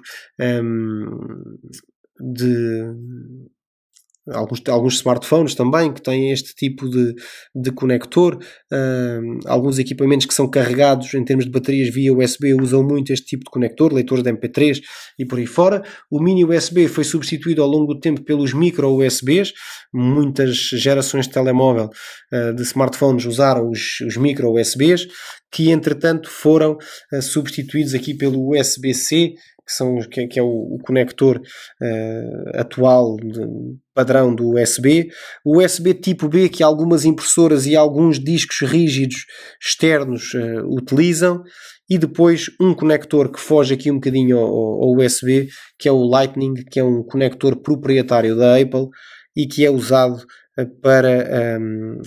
para ligação a iPhones, iPads, iPods, entre outros tipos de dispositivos. Em termos do USB, o USB-C é uma grande aproximação aqui ao conector Lightning por uma razão. O conector Lightning em relação aos USBs sempre se destacou por poder ser encaixado numa posição ou noutra, portanto virado de um lado ou do outro, portanto fosse deste lado, ele funcionaria sempre. No caso do USB, tínhamos a chatice, eu vou andar aqui um bocadinho para trás, que o conector era diferente num lado e noutro, o que significa que a slot em que ele era ligada, portanto a porta USB onde ele era ligada, se fosse um mini USB, a porta era uma coisa assim deste género, se fosse um micro USB, era uma porta assim deste género. E portanto só dava para ligar numa posição, não dava para ligar noutra. A vantagem do USB-C é precisamente essa. É um conector que é totalmente simétrico e portanto ele liga-se ou virado com esta superfície para baixo ou virado com esta superfície para baixo. É indiferente. Exatamente como já acontecia com o Lightning. E de facto é muito mais simples em termos da sua própria utilização. Depois, a ligação para discos, a ligação SATA. A ligação SATA pode ser feita para transferência de dados, através deste cabo que está aqui, este cabo vermelho, ou a ligação SATA para a corrente elétrica. Os cabos SATA não fornecem corrente elétrica, por isso torna-se necessário que os dispositivos SATA sejam alimentados de alguma forma. Depois existe um cabo, que é o cabo eSATA, que é este cabo que aqui está, que permite ligar um disco rígido SATA a um computador sem a necessidade de abrirmos a caixa. Isto é o problema dos discos rígidos é que eles, se forem externos, eles têm uma interface que os transforma a ligação SATA em ligação USB. E nós USB conseguimos ligar um computador sem necessidade de o abrir. Até porque dentro do computador nós não temos portas USB. Agora, o problema é quando nós desmontamos um disco rígido de um computador e precisamos de ligá-lo a outro, nós não temos uma interface SATA para o ligar. Então é por isso que serve o eSATA. O eSATA é um conector que nós podemos ter no nosso computador e que nos permite ligar discos SATA ao nosso computador sem a necessidade de... Ou seja, como se não fosse um USB, no fundo. E, portanto, aqui tem a conectividade total com os SATA. Quando o nosso computador não tem, nós podemos usar uma placa destas, que é uma placa que nos vai oferecer duas portas eSATA para a ligação desses discos rígidos SATA, como se fossem discos rígidos externos. Ora bem, existe uma diferença entre o eSATA e o eSATA-P, é que o eSATA não fornece corrente elétrica e, portanto, nós para ligarmos um disco rígido SATA precisamos de um cabo deste tipo que está aqui, em que eu aqui vou ligar o disco rígido, ok? O disco rígido SATA, e preciso da porta SATA para ser ligada para transferência de dados, mas preciso aqui destas portas USB para me dar power, ou seja, para me alimentar de corrente o meu disco rígido SATA, ok? Portanto, por aqui entra corrente elétrica e por aqui os dados são transferidos e o meu disco fica a funcionar. Porquê? Porque ele recebe corrente elétrica vinda das portas USB e recebe e trafega dados através da porta SATA. Se estivermos a falar de uma porta eSATA-P, a porta eSATA-P é uma porta eSATA Power, ou seja, traz corrente elétrica. Então o que acontece é o eSATA-P, que está aqui, liga aqui e não só recebe dados, como recebe power. Então o que significa que a este lado chega dados mais power. Quando eu ligo aqui o meu disco rígido, SATA, apenas com um cabo e um conector, eu consigo fazer o meu disco rígido funcionar. Nem sempre. Há portáteis que têm portas eSATA-P, mas também há muitos portáteis que só têm portas eSATA simples. Temos que ver, aqui o segredo está não só na porta eSATA, porque ela já vem instalada no portátil, o segredo está mesmo no cabo adaptador que nós vamos ter que comprar para servir o nosso propósito. Se vamos comprar um cabo eSATA-P ou um cabo eSATA. Ok? Este é o cabo para eSATA-P e este é o cabo para eSATA. Ora bem, em termos de rede, a rede usa, portanto, as redes chamadas redes Ethernet com fios, redes cabeadas, usam cabos de rede. Esses cabos de rede são chamados cabos de pares entrançados. São pares entrançados porquê? Porque aos pares dentro do cabo estão alguns condutores, portanto alguns fios que estão aos pares e estão entrançados uns com os outros. Estas tranças conferem rigidez ao cabo e atenuam o efeito eletromagnético que os cabos possam estar sujeitos quando viajam nas calhas junto a cabos elétricos ou quando passam próximo de fontes de emissão de eletromagnetismo. Estes cabos, os cabos de pares entrançados podem ser de dois tipos, podem ser os UTP, que é os Unshielded Twisted Pair, portanto par entrançado não protegido, Unshielded, e os Shielded Twisted Pair, chamados STP, que são os protegidos. A diferença é que entre um e outro é que os Shielded Twisted Pair têm aqui uma malha que protege estes condutores para o efeito eletromagnético.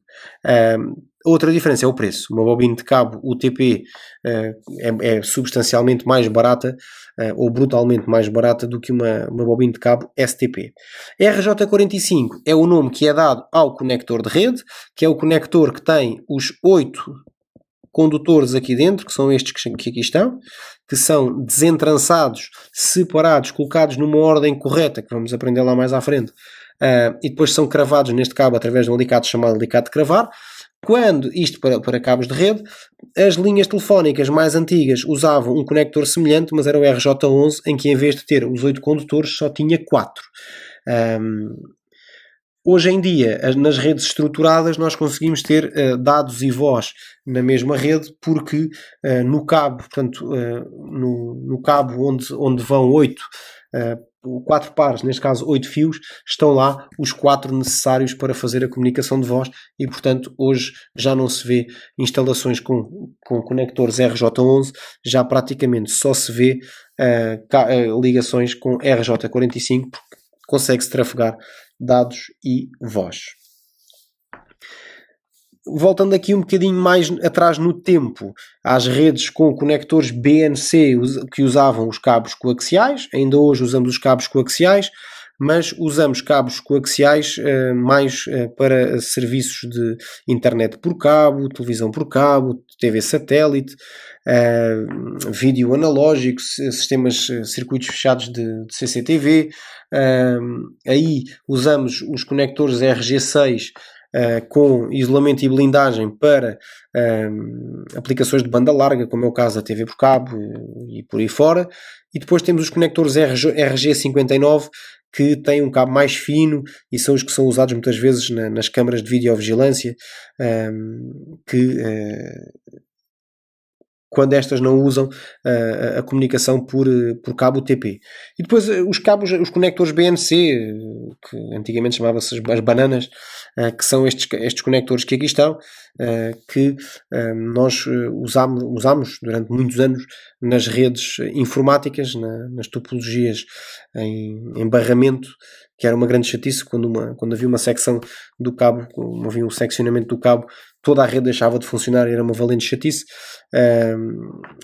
Ainda a título de história, eu costumo mostrar aos meus alunos uma placa de rede com um conector BNC e eles, sem lhes dizer o que é, costumam questionar-me se aquilo era uma placa de captura de TV, porque aquilo parece que é um sintonizador, parece que é uma entrada para um fio de antena de televisão, mas não é. Eram as redes que funcionavam nos cabos coaxiais. Ora bem, os cabos coaxiais têm um núcleo de cobre, no centro e depois tem uma blindagem que confere rigidez ao cabo, portanto que é uma parte plástica que depois é rodeada por uma malha metálica para proteção contra interferências. Agora falando em monitores, existem diferentes tipos de monitores. O objetivo ou a escolha de um monitor depende muito do objetivo que se quer dar ou que se vai usar, ou o tipo de utilização que vamos dar àquele monitor. Existem características que são comuns a todos os monitores, como é o caso do tamanho, a qualidade, a luz, o brilho, entre outras. O que é que distingue os monitores uns dos outros? Algumas características. O tamanho, que é a medida diagonal da tela, a resolução, que é medida pelo número de pixels tanto na horizontal como na vertical, e por isso quando nós falamos em 1920 por 1080, que também significa 1080p, significa que o nosso ecrã é formado por 1920 pixels na horizontal e por 1080 pixels na vertical. E portanto, se multiplicarmos um pelo outro, conseguimos saber qual é o número total de pixels que o nosso monitor consegue ter. Depois existe um conceito que é a resolução nativa, que é a melhor resolução para um monitor específico. Portanto, cada monitor tem uma resolução nativa, que é aquela em que o desempenho do monitor é o melhor. Depois a conectividade também é algo que é fundamental nos monitores, percebermos se o monitor é mais antigo e usa conectividade VGA ou DVI, ou se é um monitor mais recente e que já tem um DisplayPort, se tem um HDMI. Se tem HDMI significa que provavelmente também terá umas colunas integradas, e portanto esta conectividade é muito interessante e é uma característica também dos monitores. E depois ainda outros termos, como é o caso do pixel. O pixel é um ponto de luz capaz de exibir uma destas três cores. Depois um outro conceito que os monitores também têm, uma característica, que é o dot pitch, que é a distância entre pixels. Quanto menor for, melhor qualidade terá a imagem. Depois o brilho, o nível de brilho determina a capacidade da tela gerar imagens mais ou menos brilhantes. O brilho é medido no sistema internacional por candelas, numa unidade de medida chamada candelas por metro quadrado. Depois a taxa de contraste, que basicamente mede ou mostra a comparação, portanto, o contraste entre as cores diferentes. Portanto, quanto maior for a taxa de contraste, mais nítidas serão as imagens, porque melhor percepção nós teremos do contraste das cores. Depois a proporção, em inglês o aspect ratio, que é a relação matemática entre a largura e a altura. A proporção pode não vos dizer grande coisa, mas se eu vos falar em monitores 4x3 ou 16x9 ou 16x10, isto já vos quer dizer qualquer coisa. Portanto, um monitor 4x3 significa que a medida tem uma proporção de 4x3, um 16x9 significa que o monitor tem uma proporção de 16x9, enquanto este terá um 4x3. A taxa de atualização é a quantidade de vezes que o monitor consegue atualizar uma imagem em exibição durante um segundo. Significa que, por exemplo, um monitor com 60 Hz, ele atualiza a imagem na tela até 60 vezes num só segundo. E depois ainda o tempo de resposta. O tempo de resposta, que é o tempo que um pixel leva a sair do branco para o preto e a voltar ao branco. E quanto maior for o tempo de resposta, menos, como é que se chama? É o Ghost Effect, portanto, que é aquele efeito fantasma na passagem das imagens. Nas televisões antigas via-se muito, que era quando a tela começava a ficar queimada, que depois a imagem, nós trocávamos de imagem, mas ficava ali a ver-se ainda aquela mancha da imagem anterior. Pronto, este tempo de resposta nos monitores atuais faz com que esta troca de imagens, quanto maior for o tempo de resposta, ou quanto menor for o tempo de resposta, melhor será a troca de imagens sem deixar esse dito rasto. Depois, em termos de padrões de exibição dos monitores, ao longo do tempo eles foram evoluindo, o CGA, depois o EGA, depois o VGA, o Super VGA, o HD, depois o Full HD, e depois o Quad HD e ainda o Ultra HD 4K, e depois ainda há agora o 8K, o 10K e por aí fora. Aqui é só para vocês terem uma ideia destas ditas resoluções. Principalmente o que é interessante ver é o que eu tenho aqui no próximo slide, que é a comparação do nível de qualidade. Portanto, e aqui eu já chego ao 8K, mas ainda há mais. E portanto é só para vocês terem uma ideia da quantidade, da dimensão da resolução, portanto da quantidade de pixels que são usados para formar as imagens em cada um destes equipamentos. Se eu acrescentasse aqui o VGA e o CGA, seriam coisas deste tipo. O VGA em relação ao HD é uma coisinha assim deste tamanho. Isto deve ser aproximadamente o VGA. Agora imaginem que o CGA ainda é mais pequeno. Portanto, se isto é o VGA, o CGA era uma coisinha assim.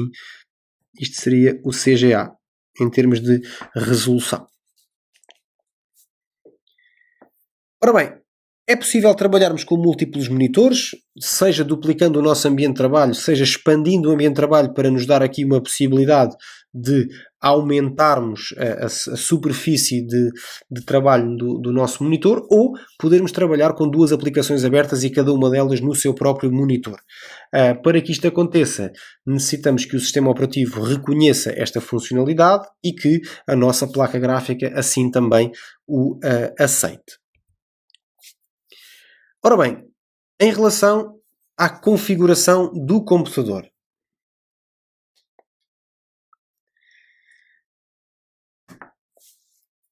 Atualizar um computador muitas vezes é um desafio, principalmente quando esta atualização requer a mudança de componentes de hardware.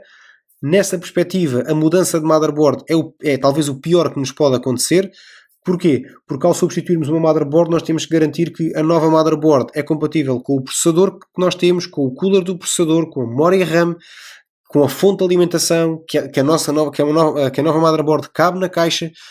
E portanto há aqui um conjunto de funcionalidades e de características que nós temos que assegurar para esta troca. E pior, é percebermos ou pensarmos que uma motherboard, quando necessita de substituição, já passou tempo suficiente para que já não haja modelos semelhantes àquele no mercado. E provavelmente uma nova motherboard vai implicar um novo processador, uma nova memória RAM e por aí fora. Ora bem, as etapas para a troca da motherboard, portanto, são estas que estão aqui descritas. Isto é mais de recapitulação em relação aos vídeos que vimos no capítulo passado, mas basicamente abrimos a caixa. Primeiro passo, desligamos todos os cabos da motherboard para que não fique nenhum cabo ligado. Removemos as placas de expansão para começarmos a soltar coisas da motherboard.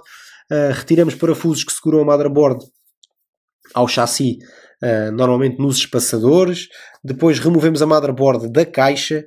Substituímos, se necessário, a moldura dos componentes de entrada e saída no painel traseiro, portanto, ou seja, a nova motherboard pode ter a placa de rede mais acima, mais abaixo, pode ter mais portas USB, menos portas USB.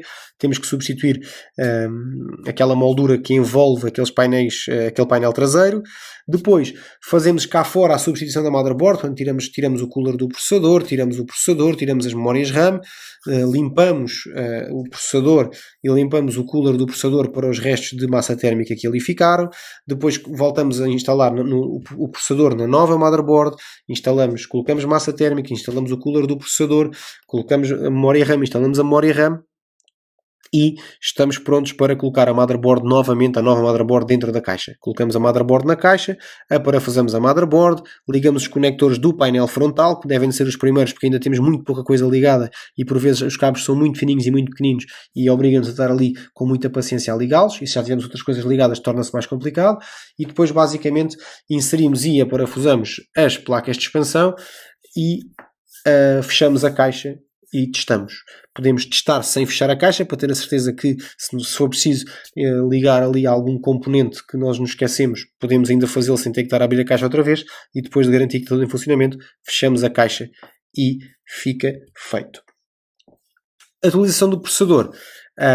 Aqui nós não precisamos de substituir a motherboard. Temos que garantir que o processador é compatível com a motherboard, com a memória RAM, com tudo o que nós temos no nosso computador. Basicamente o processo é muito simples. Portanto, desmontamos o cooler, retiramos o processador antigo, colocamos o processador novo, limpamos os restos de massa térmica do dissipador de calor Esse podemos limpar de forma tranquila porque, como ele não é nenhum componente eletrónico, é um componente mais grosseiro, nós podemos limpá-lo sem termos grande preocupação. Não convém fazer como eu já vi, que é estar a limpar os restos de massa térmica tendo o cooler em cima da motherboard e da caixa aberta, não é? Porque aí os restos da massa térmica vão cair em cima da motherboard, o que muito provavelmente vão causar danos. E depois, claro, colocam o processador, colocam a tal ervilha de massa térmica, colocam o cooler e ligam o cooler à corrente para garantir que ele vai funcionar. Atenção que a massa térmica é fundamental que vocês, cada vez que vocês separam o cooler do processador, independentemente da massa térmica ter sido acabado de colocar ou não, deve sempre limpar-se os restos de massa térmica que sobraram e voltar a colocar massa térmica nova. Troca de dispositivos de armazenamento. Porque é que nós podemos necessitar de trocar? Aumentar o espaço de armazenamento, a velocidade de funcionamento do disco, instalar um segundo sistema operativo, fornecer tolerância a falhas, fazer backups do disco original, o que quer que seja. Como é que isto se faz? Então, sempre que o computador desligado, basicamente instalamos o novo disco na baia correspondente e apertamos os seus parafusos, ligamos o cabo de dados SATA, no caso dos atuais, do disco à motherboard e a seguir ligamos a fonte de alimentação. É um procedimento relativamente simples. Ora bem, periféricos também podem ser atualizados ou substituídos. Nos teclados as teclas deixam de funcionar, começam a ficar muito gastos, começam a perder aquela película que têm e começam a ficar muito pegajosos. Isto também acontece em determinados ratos e por vezes torna-se necessário a sua substituição ou trocar para ratos ou teclados um pouco mais ergonómicos, desenhados para serem mais confortáveis no seu funcionamento. E aí pode ser necessário a troca de um teclado ou de um rato, que como são dispositivos externos, facilmente nós tiramos e facilmente nós os substituímos. A troca da fonte de alimentação também é uma, digamos que é uma atualização muito, muito frequente, porque a fonte ao fim de um tempo pode começar a fazer muito barulho, porque começa a ficar com pó acumulado no veio principal do ventilador. Nunca se abrem fontes de alimentação para fazer o que quer que seja, elas também não são assim tão caras que não possam ser substituídas e portanto o que acontece é que nós podemos fazer a sua substituição. Se nós estamos perfeitamente à vontade do que estamos a fazer, desligamos a fonte, removemos-la e está feito. Se nós não estamos propriamente à vontade, o que podemos fazer há uma técnica que nós podemos trocar a fonte, não tendo muito conhecimento para isso, que é, pegamos na nova fonte, colocamos fora da caixa ao lado da fonte que está instalada e vamos desligando da fonte antiga e ligamos da fonte nova. Desligamos a motherboard, ligamos a motherboard, desligamos a motherboard, ligamos a motherboard, desligamos um disco, ligamos um disco, ligamos um CD, ligamos um CD. Desligamos a placa gráfica, ligamos a placa gráfica. E no fim o que é que vai acontecer? A fonte que está fora da caixa está toda ligada dentro da caixa e a fonte que está dentro da caixa está toda desligada dentro da caixa. Perfeito. Retiramos os parafusos, removemos a fonte antiga, colocamos na fonte nova lá dentro e aparafusamos-la. Depois, configurações específicas de computadores. Há aqui dois tipos de computadores que são os Thick Clients e os Thin Clients. Portanto, os Thick Clients são computadores chamados normais, que têm o seu próprio sistema operativo, têm um leque alargado de aplicações e armazenamento local, são autónomos e não necessitam de ligação de rede para funcionar, porque o processamento é todo feito localmente no computador. Os Thin Clients, já agora, os Thick Clients são um tipo de computador que, para situações em que há dados muito sensíveis que são gravados e que os funcionários de uma empresa têm acesso, são perigosos de serem usados porque um funcionário descontente pega no computador daqueles, leva-o para casa e todo o conteúdo do seu trabalho vai dentro do computador. Já os Thin Clients não são assim. Normalmente são computadores de uma gama mais baixa, dependem de servidores remotos para funcionar e para fazer todo o tipo de processamento, precisam de uma ligação ao servidor através da rede e normalmente acedem aos recursos para funcionar através do browser ou de aplicações de rede e não têm armazenamento interno e têm muito poucos recursos locais. Isto faz com que o quê? Faz com que nós possamos, se um funcionário descontente, o mesmo funcionário, levar um computador destes para casa, chega a casa e não tem acesso a nada porque ele nem disco rígido tem, muito provavelmente. Okay? NAS. O NAS é um dispositivo associado à rede e que tem como função fornecer armazenamento centralizado de dados para toda a rede. Ora bem, o NAS não é nada mais, nada menos do que um computador que partilha os seus discos com toda a rede. Tem um sistema operativo normalmente minimalista, com apenas as suas funções de partilha de armazenamento e apenas executa aquela função. Os NAS mais evoluídos podem oferecer serviços adicionais de rede, virtualização, funções de backup automatizado, hospedagem de sites, entre outras coisas. Mas basicamente um NAS funciona como se fosse um disco rígido de rede, em que eu posso configurar os computadores todos do meu serviço para que eles passem a usar aquela unidade de rede como se fosse uma unidade de um disco local no seu próprio computador. E as pessoas gravam naquela unidade achando, por exemplo, que estão a gravar no seu próprio computador quando estão a gravar no NAS, que é basicamente um disco rígido, ou uma unidade de discos rígidos partilhadas na rede. Ok? Ora bem, proteção do meio ambiente.